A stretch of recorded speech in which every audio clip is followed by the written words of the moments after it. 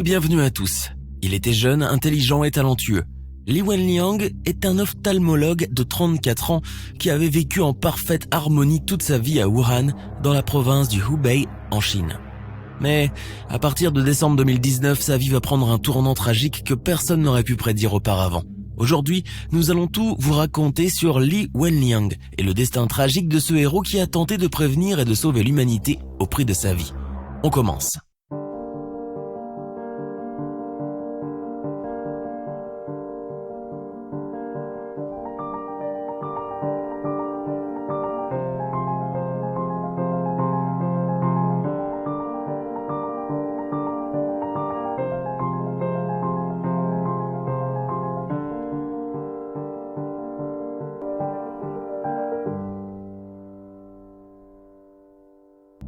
Tout a commencé en décembre.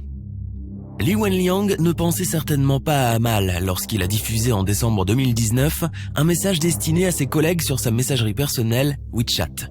L'ophtalmologue originaire de Wuhan, de 34 ans, tentait de prévenir qu'il avait découvert que 7 personnes provenant du même marché aux poissons de la ville étaient contaminées par une sorte de virus inconnu qui ressemblait beaucoup au SRAS. Un syndrome respiratoire aigu sévère, un virus mortel que la Chine connaissait déjà puisqu'il était apparu dans le pays en 2002 et avait déjà fait près de 800 victimes. Il a ajouté dans son message que ces malades étaient en quarantaine à l'hôpital où ils travaillaient dans la ville de Wuhan. Ainsi, il conseillait simplement à ses amis médecins de prévenir leurs proches des dangers de cette maladie nouvelle. Le virus dont il paraît serait officiellement identifié par les autorités chinoises comme le 2019 nCoV, quelques jours plus tard. De simples mots qui ont eu pourtant l'effet d'une bombe et qui se sont vite transformés en capture d'écran virale. En voyant son message se répandre à une vitesse folle, Li Wenliang a compris que sa vie allait basculer et qu'il allait certainement être puni pour avoir divulgué une information non officielle. Et pourtant, tout était parti d'une bonne intention. Convoqué pour divulgation d'informations non officielles. Et le docteur avait bien eu raison de se soucier de cela, car c'est exactement ce qui s'est produit. La nuit du 30 au 31 décembre, les autorités de la ville de Wuhan l'arrêtent aux côtés de 7 autres médecins. La police les accuse d'avoir diffusé des rumeurs. Ils leur font subir des entretiens sévères, puis leur font signer une lettre dans laquelle ils sont accusés de diffuser des rumeurs en ligne et de causer de graves perturbations de l'ordre social. La lettre que doit signer Li Wenliang contient aussi « Vous écrivez des commentaires mensongers sur Internet ».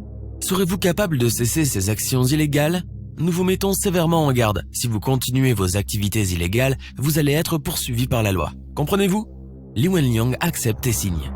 Avant de les relâcher, ils ordonnent verbalement et sévèrement à Li Wenliang et aux 7 autres médecins de cesser immédiatement de s'exprimer publiquement sur ce qui allait bientôt devenir l'épidémie à échelle mondiale que nous connaissons tous.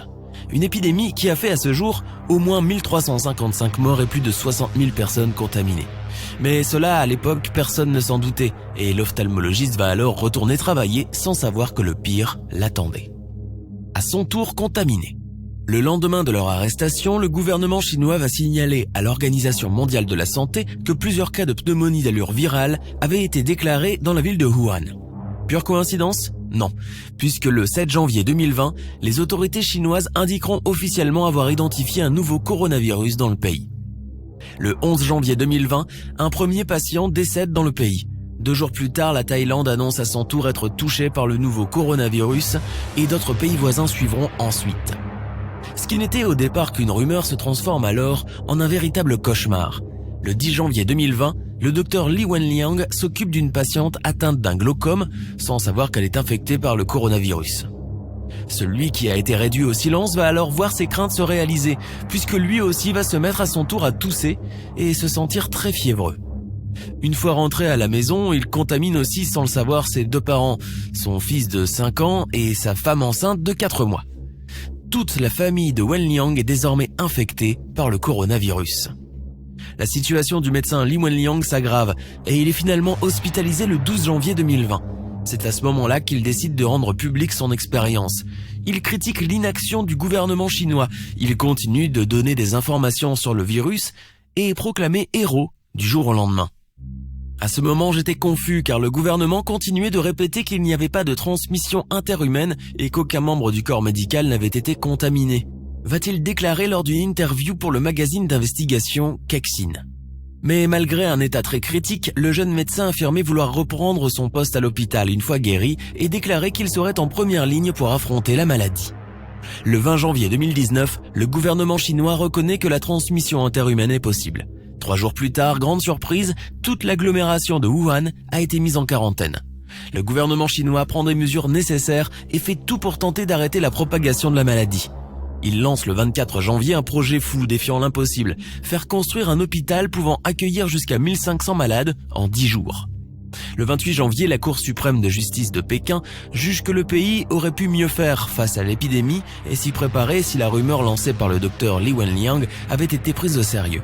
Forcé de justifier sa réaction tardive et de faire des aveux francs, les dirigeants de la province du Hubei tentent de se déresponsabiliser en déclarant que les lanceurs d'alerte n'ont pas été arrêtés mais simplement rappelés à l'ordre pour avoir fait une erreur en employant le terme SRAS.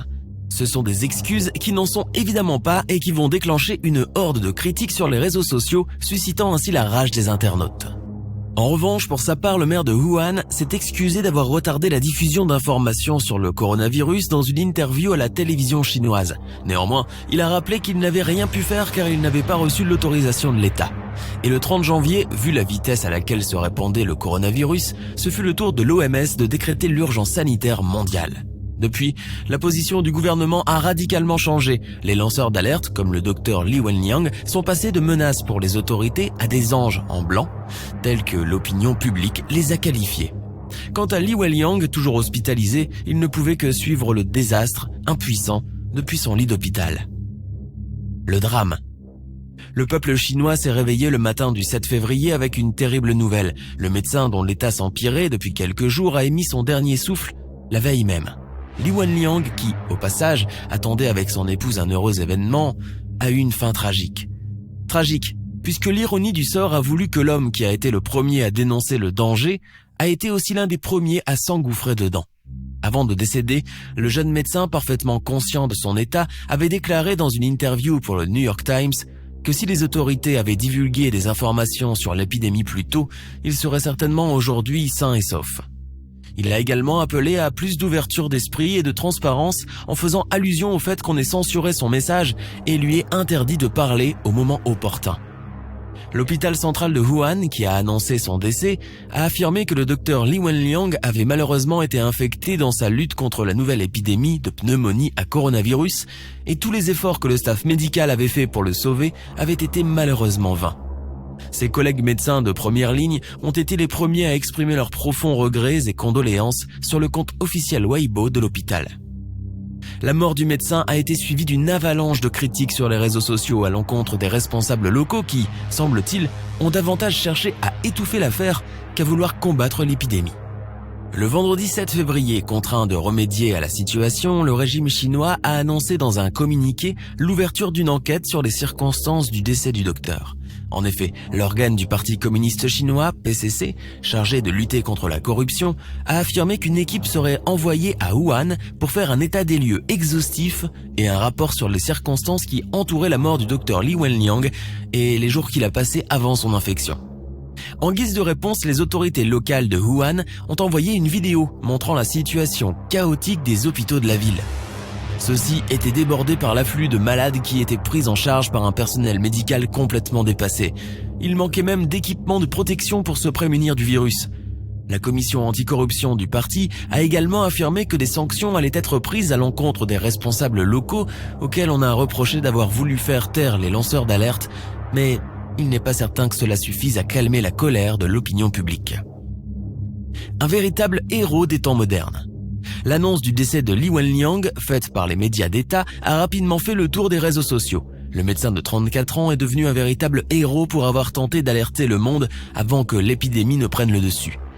Beaucoup le remercient et certains assurent que l'histoire se souviendra de lui. Depuis, il a plus des centaines d'images de bougies sur les réseaux sociaux pour exprimer le deuil et des messages d'adieu inscrits jusque dans la neige en gros caractères. Le médecin fait désormais figure de héros national face à des responsables locaux jugés lâches et peureux et accusés d'avoir caché les débuts de l'épidémie. Certains internautes remontés ont confié que cette histoire ne devrait pas être pardonnée ni passée aux oubliettes. Une répression qu'ils ont dénoncée avec un hashtag désormais censuré, mais qui a eu néanmoins le temps de beaucoup circuler. Nous voulons des excuses publiques du gouvernement et de la police de Wuhan.